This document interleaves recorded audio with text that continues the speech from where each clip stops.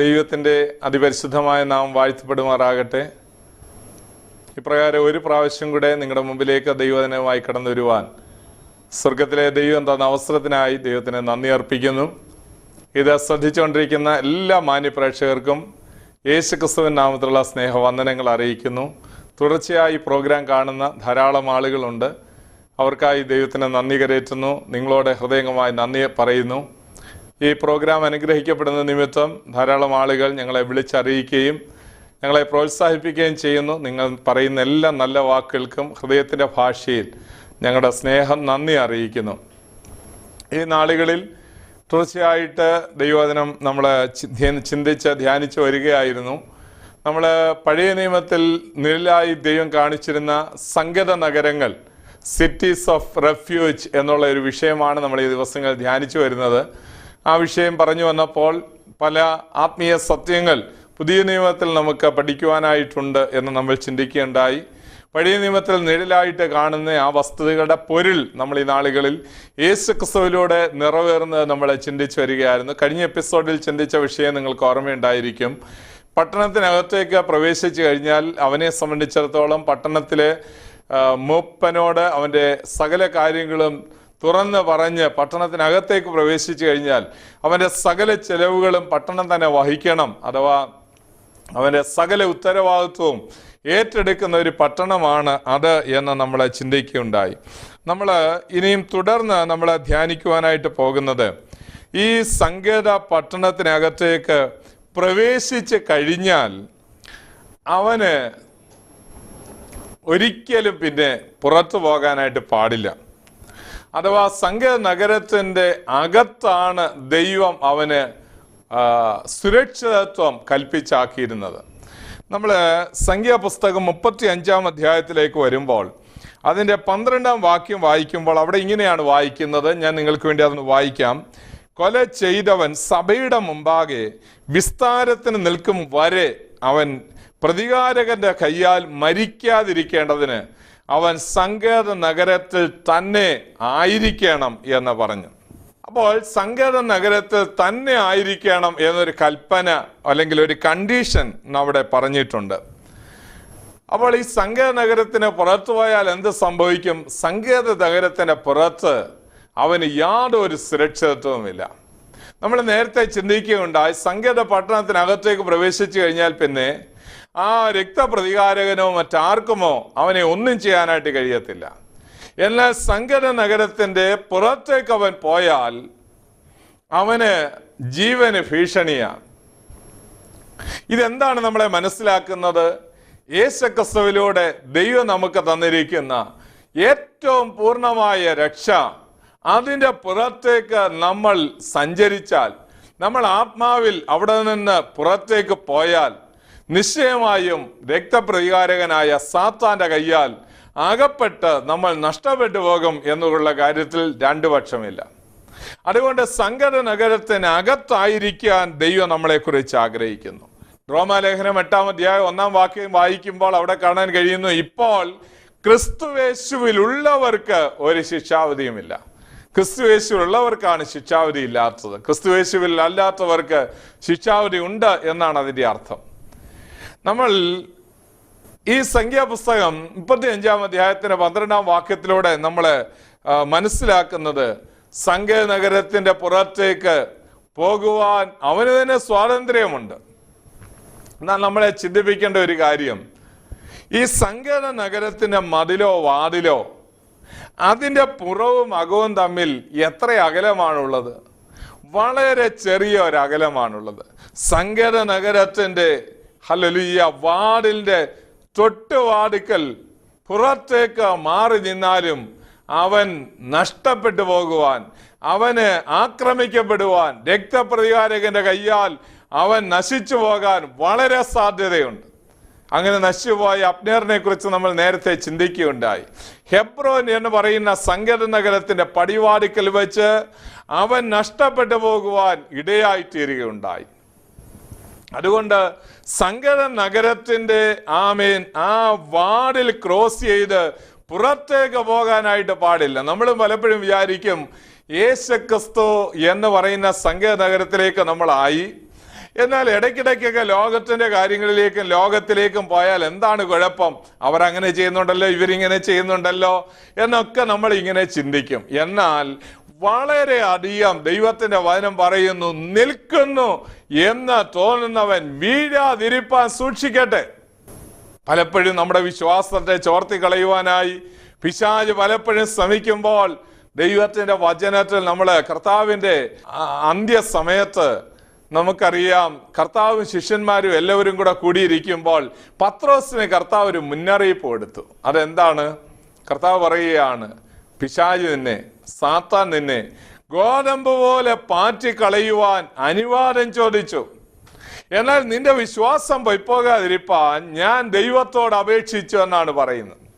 അവനോട് പറയുകയാണ്, ഗോതമ്പ് പോലെ നിന്നെ പാറ്റിക്കളയുവാൻ അനുവാദം ചോദിച്ചതാണ്. അത് നീ കണ്ടില്ല. ആത്മമണ്ഡലത്തിൽ നടക്കുന്ന ഒരു കാര്യം, അഥവാ സ്പിരിറ്റ് ലെവലിൽ നടക്കുന്ന ഒരു കാര്യം കർത്താവിനെ ഓർമ്മിപ്പിക്കുകയായിരുന്നു. സാത്താൻ അനുവാദം ചോദിച്ചുകൊണ്ട് സ്വർഗത്തിൽ നിൽക്കുന്നതും ഇവനെ പാറ്റിക്കളയുവാനായിട്ട് അനുവാദം ചോദിച്ചുകൊണ്ട് നിൽക്കുന്നതും ഒക്കെ ആത്മാവിൽ കർത്താവിനെ കാണാമായിരുന്നു. പലപ്പോഴും നമ്മൾ ഈ ആത്മാവിൽ കാണാൻ കഴിയാത്തത് കൊണ്ടാണ് നമ്മൾ പലപ്പോഴും വീഴ്ചയിൽ അകപ്പെട്ടു പോകുന്നത്. സാത്താന്റെ തന്ത്രങ്ങളെ നിങ്ങൾ അറിയാത്തവരല്ലല്ലോ എന്ന് ദൈവത്തിന് വചനം പറയുന്നെങ്കിൽ സാത്താന്റെ തന്ത്രങ്ങളെ നമ്മൾ അറിയണം. പിശാച് നമ്മളെ പാറ്റുവാൻ അനുവാദം ചോദിക്കുന്നത്, നമ്മുടെ കുഞ്ഞുങ്ങളെ പാറ്റുവാൻ അനുവാദം ചോദിക്കുന്നത്, ചില ദിവസങ്ങൾക്കുള്ളിൽ ഭവനത്തെ പിശാചിന് അവകാശം പറഞ്ഞ് പാറ്റാൻ അനുവാദം ചോദിച്ചുകൊണ്ട് നിൽക്കുന്നത്. അല്ലയോ മാതാവേ, നീ ദീർഘദൃഷ്ടിയുള്ള വ്യക്തിയാണെങ്കിൽ, ആത്മാവിൽ കാണാൻ കഴിയുന്ന വ്യക്തിയാണെങ്കിൽ, ആത്മാവിൽ നീ ഹല്ലേലൂയ വീഴ്ച വരാതിരിക്കുവാൻ ഹല്ലേലൂയ പുറത്തേക്ക് പോകാൻ പാടില്ല. യേശു ക്രിസ്തുവുമായിട്ടുള്ള ആ വ്യക്തിപരമായ ബന്ധം വിട്ട് ഹല്ലേലൂയ പുറത്തേക്ക് പോയാൽ പിശാച് എപ്പോ വേണമെങ്കിലും നമ്മളെ തകർത്ത് കളയുവാനിടയായിത്തീരും. പരിശോധനകൾ, ടെംപ്റ്റേഷൻസ് വരുത്തില്ല എന്നല്ല ഞാൻ പറഞ്ഞത്. ആരോ ഒരു ദൈവദാസൻ പറയുകയുണ്ടായി, പിശാച് വന്ന് വാതിക്കൽ വന്ന് മുട്ടുമ്പോൾ നമ്മൾ ചെന്ന് കതവ് തുറക്കാതെ യേശുവിനെ അങ്ങോട്ട് അയക്കണം. അഥവാ യേശുവിന്റെ അരികിൽ നമ്മൾ പറയണം, കർത്താവേ, ഇതാ പിശാച് വന്ന് എൻ്റെ വാതിക്കൽ മുട്ടുന്നുണ്ട്, അവിടുന്ന് എന്ന കതവ് തുറന്നാലും എന്ന് പറയുമ്പോൾ എന്താ സംഭവിക്കും? നമ്മൾ ചെന്ന് കതവ് തുറന്നാൽ ഹല്ലേലൂയ നമ്മുടെ അകത്തേക്ക് അവൻ പ്രവേശിക്കുക. എന്നാൽ ഹല്ലേലൂയ നമ്മുടെ നാഥൻ, നമ്മുടെ രക്ഷകൻ, നമ്മുടെ വീണ്ടെടുപ്പുകാരൻ, നമ്മെ വില കൊടുത്ത് വാങ്ങിയ അവനെയാണ് നമ്മുടെ ഉള്ളിൽ നിന്ന് കർത്താവിനെയാണ് ഹല്ലേലൂയ വാതിക്കലേക്ക് പറഞ്ഞു വിടുന്നതെങ്കിൽ നമുക്ക് ജയമുണ്ട് പ്രിയമുള്ളവരെ. പിശാച് അവനെ കാണുമ്പോൾ ഹല്ലേലൂയ ഓടിപ്പോകുവാനിടയായിത്തീരും. അതുകൊണ്ട് ഞാൻ പറഞ്ഞു വന്നത്, സങ്കേത നഗരത്തിന്റെ ഉള്ളിൽ പ്രവേശിച്ചയാള് സങ്കേത നഗരത്തിന്റെ പുറത്ത് പോകാൻ പാടില്ല. രക്ഷിക്കപ്പെട്ടയാള് ദൈവത്തിന്റെ വചനപ്രകാരം ഹല്ലേലൂയ ദൈവത്തിന്റെ വചനം 1-ാം സങ്കീർത്തനം, ദുഷ്ടന്മാരുടെ ആലോചനയ്ക്ക് കീഴ്പ്പെട്ട് നടക്കാതെ, പാപികളുടെ വഴി നിൽക്കാതെ, പരിഹാസിയുടെ ഇരിപ്പിടത്തിൽ ഇരിക്കാതെ ആദ്യം നടക്കരുത്, നിൽക്കരുത്, ഇരിക്കരുത് എന്നെല്ലാം ഉള്ള ആഹ്വാനമാണ് തരുന്നത്. പിന്നെ എന്ത് ചെയ്യണം? 1-ാം സങ്കീർത്തനം 3-ാം വാക്യത്തിൽ വായിക്കുന്നു, യഹോവയുടെ ന്യായപ്രമാണത്തിൽ സന്തോഷിച്ച് അവനെ രാപ്പകൽ ധ്യാനിക്കുന്ന മനുഷ്യനാണ് ഭാഗ്യവാൻ. അഥവാ യേശു ക്രിസ്തുവിലായി കഴിയുമ്പോൾ വചനം വായിക്കാനും പ്രാർത്ഥിക്കാനും ഹല്ലേലൂയ ദൈവത്തോടുള്ള കൂട്ടായ്മയിൽ ഇരിക്കാനും നേരമില്ലാതെ ഹല്ലേലൂയ പാപത്തിന്റെ വഴിയിൽ, ലോകത്തിന്റെ വഴിയിൽ അയലത്തുകാരുമായിട്ട് ഹല്ലേലൂയ സല്ലപിച്ച് സന്തോഷിച്ചിരിക്കുമ്പോൾ ഒരു കാര്യം ഓർത്തുകൊള്ളുക, നീ പട്ടണത്തിന്റെ പുറത്തേക്ക് പോകുകയാണ്. ആത്മാവിൽ ഹല്ലേലൂയ പിശാചിനെ വീഴ്ത്തിക്കളയുവാനായി പരിശ്രമിക്കും. അതുകൊണ്ട് ഹല്ലേലൂയ പട്ടണത്തിന്റെ ഉള്ളിൽ വസിക്കുവാൻ ദൈവം നമ്മളെ കുറിച്ച് ആഗ്രഹിക്കുന്നു.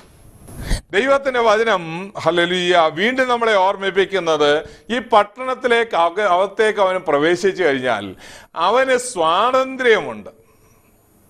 സ്തോത്രം. ഈ പട്ടണത്തിനകത്തുള്ള സ്വാതന്ത്ര്യം അവൻ അനുഭവിക്കുക. പണ്ട് അങ്ങനെയല്ലായിരുന്നു. പണ്ട് ഒട്ടും സ്വാതന്ത്ര്യമില്ല, വളരെ ഭയമാണ്. എല്ലാ സ്ഥലങ്ങളിലും ഹല്ലേലൂയ അവന് പോകാനായിട്ട് കഴിയത്തില്ല. അവന് വളരെ ഭയമായിരുന്നു. എപ്പോഴെങ്കിലും രക്തപ്രതികാരകൻ തന്നെ വന്ന് ആക്രമിക്കുമെന്നുള്ള വലിയ ഭാരത്തിലായിരുന്നു അവന്റെ ജീവിതം. എന്നാൽ പട്ടണത്തിനകത്തേക്ക് പ്രവേശിച്ച ഒരു ദൈവത്തിനെ സംബന്ധിച്ചിടത്തോളം അവന് സ്വാതന്ത്ര്യമാണ്. നമ്മൾ ഹല്ലേലൂയ യോഹന്നാന്റെ സുവിശേഷം 8-ാം അധ്യായം അതിന്റെ 36-ാം വാക്യത്തിലേക്ക് വരുമ്പോൾ അവിടെ കാണാൻ കഴിയുന്നു, ആമേൻ, ഹല്ലേലൂയ, ആമേൻ, പുത്രൻ നിങ്ങൾക്ക് സ്വാതന്ത്ര്യം വരുത്തിയാൽ നിങ്ങൾ സാക്ഷാൽ സ്വതന്ത്രരാകും എന്ന് പറഞ്ഞിരിക്കുന്നു. അതുകൊണ്ട് സാക്ഷാൽ സ്വതന്ത്രം അനുഭവിക്കണമെന്നുണ്ടെങ്കിൽ ഈ പട്ടണത്തിനകത്തേക്ക് വന്നേ മതിയാവും. അല്ലയോ സഹോദര, ഇന്ന് നീ സങ്കേതനഗരമാകുന്ന യേശുക്രിസ്തുവാകുന്ന പട്ടണത്തിന്റെ പുറത്താണെങ്കിൽ നിനക്ക് യാതൊരു സ്വാതന്ത്ര്യവുമില്ല. ഞാൻ പലപ്പോഴും ഇങ്ങനെ ഓർക്കാറുണ്ട്, ആളുകളെ സുവിശേഷം പറഞ്ഞ് രക്ഷയിലേക്ക് നടത്തുമ്പോൾ അവർ വിചാരിക്കും ഒട്ടും സ്വാതന്ത്ര്യമില്ലാത്ത ഒരു മാർഗമാണിത്. ഞാൻ പറയട്ടെ പ്രിയമുള്ളവരെ, ഏറ്റവും സ്വാതന്ത്ര്യം ഇവിടെ നിന്നാണ് ലഭിക്കുന്നത്. ഹല്ലേലൂയ. ലോകം മുഴുവൻ ശിക്ഷാവിധിയുടെ നുകം, ആമേൻ, ആ സ്ത്രീയുടെ മേൽ, ആ പട്ടണത്തിലെ പാപിനിയായ സ്ത്രീയുടെ മേൽ ചുമത്തി വയ്ക്കുമ്പോൾ ഏറ്റവും കഠിനമായ ഭാരമുള്ള നുകം വെച്ച് അവരുടെ ഇഷ്ടത്തിന് വലിച്ചുകൊണ്ട് പോകാനായി പരിശ്രമിച്ചുകൊണ്ടിരിക്കുമ്പോൾ യേശു പറയുകയാണ്, അവളെ വിടുക, അവൾ പോകട്ടെ. ഹല്ലേലൂയ. അവളോട് പറയുന്നു, ഞാനും നിനക്ക് ശിക്ഷ വിധിക്കുന്നില്ല, ഇനിമേലാൽ പാപം ചെയ്യരുത് എന്ന് പറഞ്ഞുകൊണ്ട് വേറൊരു നുകം അവിടെ മേൽ വെച്ചു കൊടുക്കുന്നു. അല്പം കൂടെ ലളിതമായി പറഞ്ഞാൽ വലിയ നുകം, ഹല്ലേലൂയ, സ്വാതന്ത്ര്യമില്ലാത്ത ആ വലിയ പാപത്തിന്റെ നുകം തമ്പുരാൻ ഒടിച്ചു കളഞ്ഞിട്ട് നമ്മുടെ മേൽ വയ്ക്കുന്ന വേറൊരു നുകമുണ്ട്. സൗമ്യതയും താഴ്മയുള്ളവന്റെ മുഖം നമ്മളങ്ങോട്ട് ഏറ്റുകൊള്ളുമ്പോൾ, ഹല്ലേലൂയ, പാപം ചെയ്യാതെ ജീവിക്കാനുള്ള ചെറിയ നല്ല ഒരു നുകമാണ് നമ്മുടെ മേൽ വെച്ചിരിക്കുന്നത്. അത് ഹല്ലേലൂയ സൗമ്യതയുള്ളവൻ തന്നതാണ്, അത് താഴ്മയുള്ളവൻ തന്നതാണ്, അത് ആത്മാക്കൾക്ക് ആശ്വാസം തരുന്നവൻ തന്നതാണ്, നമ്മുടെ ഉള്ളിൽ സമാധാനം തന്നവൻ തന്നതാണ്, അതുകൊണ്ട് നിത്യതയുടെ ഉറപ്പ് തന്നവൻ തന്നതാണ്. അതുകൊണ്ട് ആ സ്വാതന്ത്ര്യത്തെ അപ്പുറമായൊരു സ്വാതന്ത്ര്യം നമ്മുടെ അപകടത്തിലേക്ക് നയിക്കുന്നതാണ്. അതുകൊണ്ട് ക്രിസ്തുവേശുള്ള സ്വാതന്ത്ര്യം ആ പട്ടണത്തിനകത്ത് അനുഭവിക്കുവാൻ ദൈവം നമ്മളെ കുറിച്ച് ആഗ്രഹിക്കുന്നു. അടുത്തായിട്ട് നമ്മൾ സങ്കേത പട്ടണത്തെ കുറിച്ച് ചിന്തിക്കുമ്പോൾ മറ്റൊരു കാര്യം കൂടെ ശ്രദ്ധേയമായൊരു കാര്യമുണ്ട്. യോശുവയുടെ പുസ്തകം 20-ാം അധ്യായത്തിലേക്ക് വരുമ്പോൾ അതിൻ്റെ 4-ാം വാക്യത്തിൽ മറ്റൊരു കാര്യം പറഞ്ഞിരിക്കുന്നത് കാണുവാൻ കഴിയും. അവിടെ വായിക്കുന്ന അതിൻ്റെ അവസാന ഭാഗങ്ങൾ വരുമ്പോൾ, അവർ അവനെ പട്ടണത്തിൽ കൈക്കൊണ്ട് തങ്ങളുടെ ഇടയിൽ പാർക്കേണ്ടതിന് അവന് ഒരു സ്ഥലം കൊടുക്കുകയും വേണം. അഥവാ ഒരു ഇൻഹെറിറ്റൻസ് കൊടുക്കുകയാണ്, ഒരു സ്ഥലം അവൻ അവകാശമാക്കി കൊടുക്കുകയാണ്. ഈ സങ്കേത പട്ടണത്തിനകത്തേക്ക് പ്രവേശിച്ചു കഴിഞ്ഞ ദൈവത്തിനെ സംബന്ധിച്ചിടത്തോളം ഏറ്റവും വലിയൊരു അനുഗ്രഹം അവന് ലഭിക്കുന്നത് അവനൊരു സ്ഥലമുണ്ട്, അവനൊരു സ്ഥാനമുണ്ട്. പട്ടണത്തിനകത്തേക്ക് പ്രവേശിക്കുന്ന, അഥവാ യേശുക്രിസ്തുവാകുന്ന പട്ടണത്തിലേക്ക് പ്രവേശിച്ച ദൈവത്തിന്റെ പൈതലേ, നിനക്കൊരു സ്ഥാനം ക്രിസ്തുയേശുവിലുണ്ട്. ആ പട്ടണത്തിനകത്ത് നിന്നെ ആരും തള്ളിക്കളയുകയില്ല. നിനക്കൊരവകാശമുണ്ട്. ആ അവകാശത്തെ കുറിച്ച് നല്ല ബോധ്യം പ്രാപിച്ച ദൈവത്തിന്റെ ദാസനായ പത്രോസ് ഇങ്ങനെ എഴുതി. 1 പത്രോസ് 1-ാം അധ്യായത്തിലേക്ക് വരുമ്പോൾ അദ്ദേഹം തന്റെ ലേഖനം എഴുതി തുടങ്ങുമ്പോൾ തന്നെ ഒരു വെളിപ്പാട്, ഹല്ലേലൂയ, തന്റെ അന്തരാത്മാവിൽ ഉദിച്ചു വന്നിട്ടുണ്ടായിരുന്നു. അവൻ ആ കാര്യം പറയുമ്പോൾ ഒരു കാര്യം നിങ്ങൾ ശ്രദ്ധിക്കുക.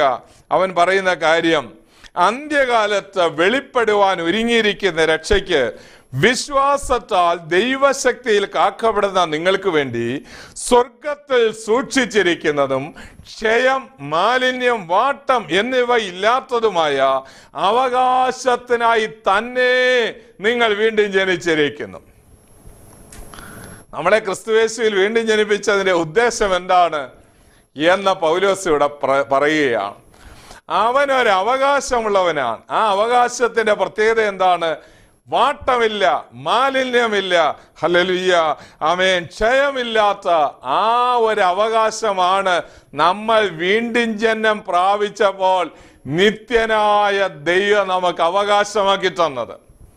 ഈ ലോകത്തിൽ നശിച്ചു പോകുന്ന ഒന്നുമേ അല്ല നമ്മുടെ അവകാശം.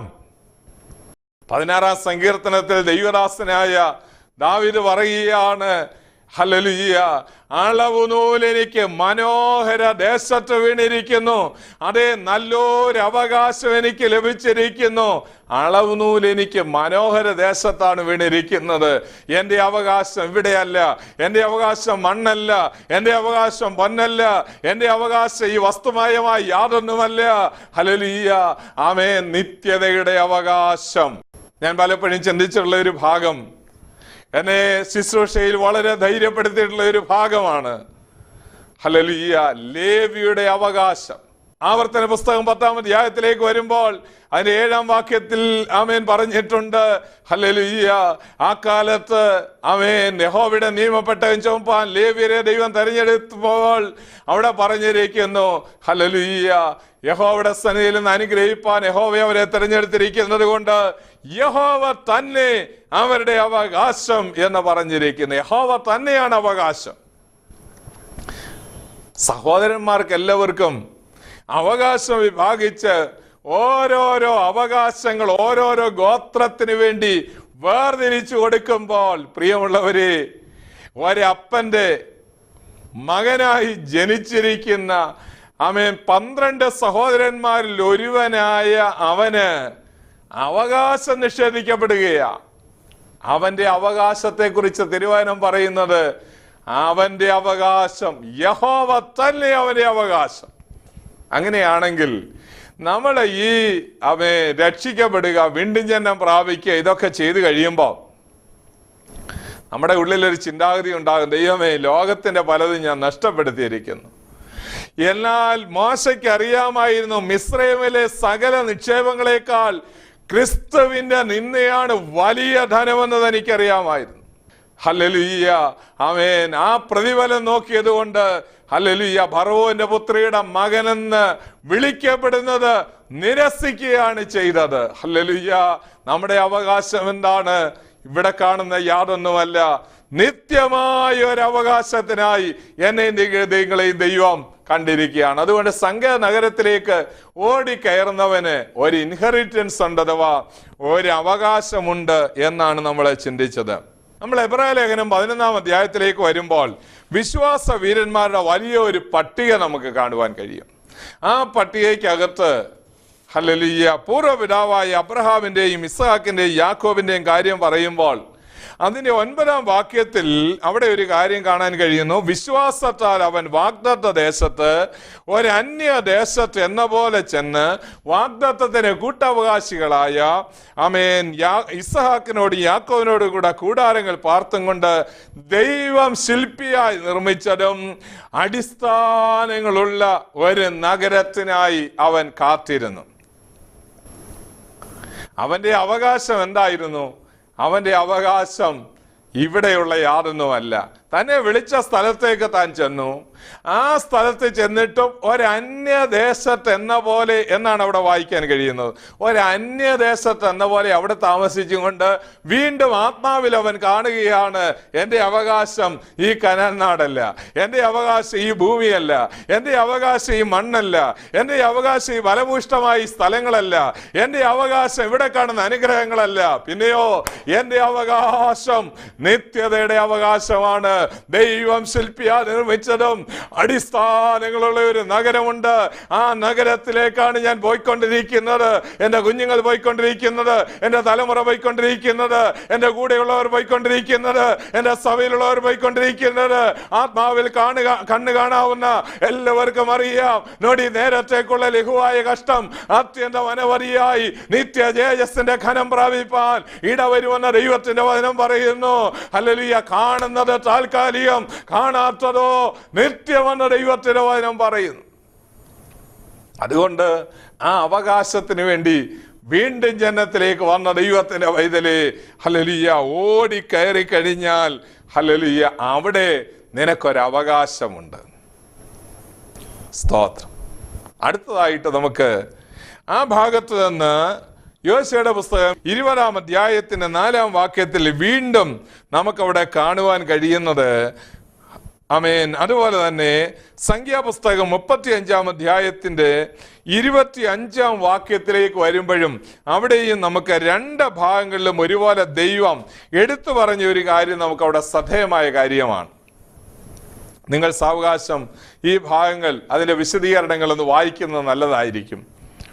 സ്തോത്രം. 35-ാം അധ്യായത്തിൻ്റെ 25-ാം വാക്യം ഞാൻ നിങ്ങൾക്ക് വേണ്ടി ഒന്ന് വായിക്കും. കൊല ചെയ്തവനെ സഭ രക്തപ്രതികാരകന്റെ കയ്യിൽ നിന്ന് രക്ഷിക്കണം. ഓടിപ്പോയവൻ സംഘനഗരത്തിലേക്ക് അവനെ മടക്കി അയക്കണം. വിശുദ്ധ തൈലത്താൽ അഭിഷിക്തനായ ഒരു മഹാപുരോഹിതന്റെ കാലം വരെ, അഥവാ മരണം വരെ അവൻ അവിടെ പാർക്കണം എന്ന് പറഞ്ഞിരിക്കുന്നു. അവൻ അവിടെ പാർക്കണം. സ്തോത്രം. അതായത് മഹാപുരോഹിതനെ സംബന്ധിച്ചിടത്തോളം മഹാപുരോഹിതൻ ഹല്ലേലൂയ പാർക്കുന്ന ആ സമയം വരെ, അല്ലെങ്കിൽ മഹാപുരോഹിതന്റെ മരണം വരെയുള്ള കാലഘട്ടങ്ങളിൽ അവനവിടെ പാർക്കുവാൻ അവകാശമുണ്ട്. പുതിയ നിയമത്തിലേക്ക് വരുമ്പോൾ നമുക്കൊരു മഹാപുരോഹിതനേ ഉള്ളൂ. അവൻ ആരാണ്? അവൻ യേശുക്രിസ്തുവാണ്. ആ യേശുക്രിസ്തുവിനെ കുറിച്ച് എബ്രായ ലേഖനം പറയുന്നു, അവൻ മരണം കൊണ്ട് മാറ്റപ്പെടുന്ന മഹാപുരോഹിതനല്ല. മഹാപുരോഹിതൻ മരണം കൊണ്ട് മാറ്റപ്പെടുകയും ലോകത്തിൽ നിന്ന് അവൻ നീക്കപ്പെടുകയും ചെയ്യുന്നവനായിരുന്നു പഴയ നിയമത്തിലെ മഹാപുരോഹിതൻ. അഥവാ ആ പട്ടണത്തിലെ മൂപ്പൻ എത്ര നാൾ ജീവിച്ചിരുന്നാലും അവനൊരു പ്രായത്തിനൊരു അറുതി ഉണ്ടായിരുന്നു. എന്നാൽ ദൈവത്തിന്റെ മക്കളാകുന്ന നമുക്ക് ഏറ്റവും സന്തോഷം തരുന്ന ഒരു കാര്യം, മരണത്തെ ജയിച്ച് ഉയർത്തെഴുന്നേറ്റ് ഇന്നും ജീവിക്കുന്നവനായതുകൊണ്ട് യേശുക്രിസ്തു ഹല്ലേലൂയ മരണമില്ലാത്തവനായതുകൊണ്ട് ഹല്ലേലൂയ ആമേൻ, നമുക്ക് പട്ടണത്തിന്റെ പുറത്തു പോകേണ്ട കാര്യമില്ല. പട്ടണത്തിനകത്ത് നമുക്ക് ജീവിക്കാം. പട്ടണത്തിനകത്ത് ഹല്ലേലൂയ മഹാപുരോഹിതന്റെ അവൻ കാലത്തോളം ജീവിക്കാം എന്ന് പറയുമ്പോൾ മഹാപുരോഹിതൻ എന്നെന്നും ജീവിക്കുന്നവനായതുകൊണ്ട് അവന്റെ സംരക്ഷണയിൽ നമുക്ക് ജീവിക്കാം. ഹല്ലേലൂയ. തുടർന്ന് നമുക്ക് ഈ ദിവസങ്ങളിൽ ഹല്ലേലൂയ ദൈവത്തോട് ഈ നാളുകൾ പ്രാർത്ഥിക്കാം. ദൈവമേ, പട്ടണത്തിന്റെ പുറത്തു പോയി നഷ്ടപ്പെട്ടു പോകാൻ ഇടയാകരുത്. പട്ടണത്തിനകത്ത് തന്നെ ഹല്ലേലൂയ എനിക്കൊരു അവകാശം തന്നിരിക്കുന്നു. ആ പ്രത്യാശ കൊണ്ട് നമ്മുടെ ഉള്ളം നിറയ്ക്കാം. അത് മാത്രമല്ല, പട്ടണത്തിലുള്ള മഹാപുരോഹിതൻ മരിക്കുന്നത് വരെയല്ല ഹല്ലേലൂയ, നമ്മുടെ മഹാപുരോഹിതൻ എന്നേക്കും ജീവിക്കുന്നവനായതുകൊണ്ട് നിത്യതയോളം അവനോടുകൂടെ ആയിരിക്കാം. തുടർന്ന് നമുക്ക് പ്രാർത്ഥന നേരത്തിലേക്ക് പോകാം. നിങ്ങളുടെ വിഷയങ്ങൾക്കായി ഞങ്ങൾ പ്രാർത്ഥിക്കാം.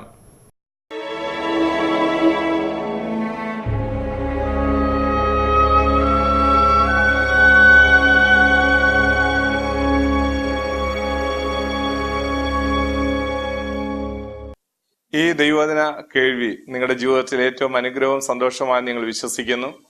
ധാരാളം ആളുകൾ നിരാശ കൊണ്ട് ഏലിയാവിനെ പോലെ ചൂരച്ചെടിയുടെ തണലിൽ കിടന്നുറങ്ങുവാൻ ആഗ്രഹിച്ച ചില ആളുകളെങ്കിലും ഞങ്ങളെ കേൾക്കുന്നുണ്ട്. അവർക്ക് വേണ്ടി ആ ആത്മാവിൽ കരിന്തിരി എരിയുന്ന അനുഭവം മാറ്റി ദൈവം നമ്മളെ ഒരു പുതിയ അനുഭവത്തിലേക്ക് കൊണ്ടുപോകുവാൻ ദൈവം മതിയായവനായ ദൈവമാണ്. നമ്മൾ 7 നിലവിളക്കയുടെ നടുവിൽ നടക്കുന്ന കർത്താവിനെ നമ്മൾക്ക് വെളിപ്പാട് പുസ്തകത്തിൽ കാണാൻ കഴിയുന്നു. കർത്താവ് എന്താണ് ചെയ്യുന്നത്? മഹാപുരോഹിതനായി അവൻ ഇറങ്ങി ആ വിളക്കയുടെ നടുവിലൂടെ നടക്കുകയാണ്. ഏതെങ്കിലും കരിന്തിരികൾ ഉണ്ടെങ്കിൽ അതിനെ ചവിണ കൊണ്ട് വലിച്ച് മുമ്പോട്ടിട്ട് അതിനെ കത്തിക്കുവാൻ വേണ്ടി കർത്താവ് നടക്കുന്നു. ആ കർത്താവിന്റെ സാന്നിധ്യം നിങ്ങൾക്ക് അനുഭവിക്കാനായിട്ട് കഴിയും. ഞങ്ങൾ നിങ്ങൾക്ക് വേണ്ടി പ്രാർത്ഥിക്കാം. ഒരു നിമിഷം കണ്ണുകൾ അടച്ച് ഞങ്ങളോട് ചേർന്ന് പ്രാർത്ഥിക്കുക. ദൈവത്തിന്റെ ആത്മാവ് നിങ്ങളെ ഓരോരുത്തരെയും സഹായിക്കും. വാഗ്ദത്തത്തിൽ വിശ്വസ്തനായ ദൈവമേ, സ്വർഗീയ പിതാവേ, കർത്താവേ, ഞങ്ങൾക്ക് ഒരുമിച്ച് പ്രാർത്ഥിക്കുവാൻ തന്ന അവസരത്തിനായി സ്തോത്രം. കരിന്തിരി എരിയുന്ന ആരെങ്കിലും ഞങ്ങളെ കേൾക്കുന്നുവെങ്കിൽ ശുശ്രൂഷ മതി, ജീവിതം മതി, അങ്ങനെ ചിന്തിച്ച് ആരെങ്കിലും ഞങ്ങളോടൊപ്പം തലകുണക്കിയിട്ടുണ്ടെങ്കിൽ ആ പ്രിയപ്പെട്ടവർക്കായി ഞങ്ങൾ പ്രാർത്ഥിക്കുന്ന കർത്താവേ, അങ്ങ് പുകയുന്ന തിരിയെ കെടുത്തിക്കളയുന്ന ദൈവമല്ല. ചതഞ്ഞ ഓട നീ ഒടിച്ചു കളയുന്ന ദൈവമല്ല. കയ്യിൽ ചീത്തയായ പോയ പാത്രം പോലും അതിനെ ഹല്ലേലൂയ തനിക്കിഷ്ടമുള്ളതുപോലെ, കയ്യിൽ ഉടഞ്ഞു പോയതിനെ പോലും തനിക്ക് ഹൃദയത്തിൽ ഇഷ്ടപ്പെടുന്നത് പോലെ അനുഗ്രഹിക്കപ്പെട്ട പാത്രമാക്കി തീർക്കുന്ന ദൈവമായിരിക്കുന്നത് കൊണ്ട് കർത്താവേ, നിരാശയുടെ അടിത്തട്ടിൽ ആരെങ്കിലും പോയെങ്കിൽ ഹല്ലേലൂയ ഹല്ലേലൂയ ഞങ്ങൾ അവർക്ക് വേണ്ടി പ്രാർത്ഥിക്കുന്നു. ചില പുകയുന്നവരുണ്ട് കർത്താവേ, ഹല്ലേലൂയ സ്തോത്രം സ്തോത്രം. ചിലരുടെ ജീവിതത്തിൽ ഹല്ലേലൂയ ഹല്ലേലൂയ ചില സാഹചര്യങ്ങളുടെ നടുവിൽ അവർ പുകഞ്ഞുകൊണ്ടിരിക്കുന്നു. ഹല്ലേലൂയ സ്തോത്രം. സ്വർഗമേ, നീ അവരെ സഹായിക്കണമേ എന്ന് പ്രാർത്ഥിക്കുന്നു കർത്താവേ. അവരുടെ പുകച്ചിൽ മാറ്റണമേ. അകത്തെവിടെയോ ഒരു തീപ്പൊരി ശേഷിച്ചിരിക്കുന്നു. പ്രാർത്ഥിക്കുന്നു. ഹല്ലേലൂയ. അതുകൊണ്ടാ പുക വരുന്നത്. ഹല്ലേലൂയ. പ്രാർത്ഥിക്കണമെന്ന് ആഗ്രഹമുണ്ട്, കഴിയുന്നില്ല. ദൈവവചനം വായിക്കണമെന്ന് ആഗ്രഹമുണ്ട്, കഴിയുന്നില്ല. ഹല്ലേലൂയ. ഹല്ലേലൂയ. കേൾക്കണമെന്ന് ആഗ്രഹമുണ്ട്, കഴിയുന്നില്ല. കരയണമെന്ന് ആഗ്രഹമുണ്ട്, കഴിയുന്നില്ല. ഹല്ലേലൂയ. ഹല്ലേലൂയ, ഹല്ലേലൂയ, ഹല്ലേലൂയ, ഹല്ലേലൂയ. തണുത്തുപോയവരുണ്ട് ദൈവമേ, ഉറഞ്ഞുപോയവരുണ്ട് കർത്താവേ. അവരെ കർത്താവേ, ഹല്ലേലൂയ, ഹല്ലേലൂയ, പ്രാർത്ഥനയുടെ നടുവിൽ സ്വർഗ്ഗമേ നീ അവരുടെ മേൽ ഊതണമേ. ചിലരെ നീ കത്തിരിച്ച അവരുടെ കരിന്തിരി മാറ്റി കൊടുക്കണമേ. ഹല്ലേലൂയ, ഹല്ലേലൂയ. അവരുടെ കണ്ണിൽ നിന്ന് അടർന്നു വീണ ഹല്ലേലൂയ കണ്ണുനീർ കണങ്ങളെല്ലാം അങ്ങയുടെ തുരുത്തിയിലാക്കി വെക്കണമേ എന്ന് പ്രാർത്ഥിക്കുന്നു കർത്താവേ. ചിലർക്ക് ഈ ദിവസങ്ങളിൽ കരയാനുള്ള ഒരു അഭിഷേകം, ജനത്തിന്റെ നിഹതന്മാർ നിമിത്തം തലതല്ലി കരയേണ്ടത്, ചിലരുടെ തലയെ വെള്ളവും കണ്ണിനെ കണ്ണുനീർ ചാലുറവുമാക്കി തീർക്കണമേ എന്ന് പ്രാർത്ഥിക്കുന്നു. ചില പുകച്ചിലുകളെ മാറ്റണമേ, ആളി കത്തിക്കണമേ, ചിലരുടെ മേൽ ഊതണമേ ദൈവമേ. ഹല്ലേലൂയ, ഹല്ലേലൂയ, ഹല്ലേലൂയ. സ്വർഗ്ഗത്തിനും ഭൂമിക്കും നാഥനായ നസ്രയനായ യേശു ക്രിസ്തുവിന്റെ അധികാരമുള്ള നാമത്തിൽ നിരാശയുടെ ദുഷ്ടവ്യാപാരം ജീവിതങ്ങളെ വിട്ടുപോകുവാൻ ഞങ്ങൾ കൽപ്പിക്കുന്നു. അവരുടെ കരിന്തിരി മാറട്ടെ, അവരുടെ ജീവിതം ഹല്ലേലൂയ ലോകത്തിന് വെളിച്ചമായി മാറട്ടെ. അങ്ങത് ചെയ്തെടുക്കുന്നതിനായി നന്ദി. യേശു ക്രിസ്തു മുഖാന്തരം ഞങ്ങൾ ചോദിക്കുന്നു. കൃപയോടെ കേൾക്കണം ജീവനുള്ള പിതാവേ. ആമേൻ.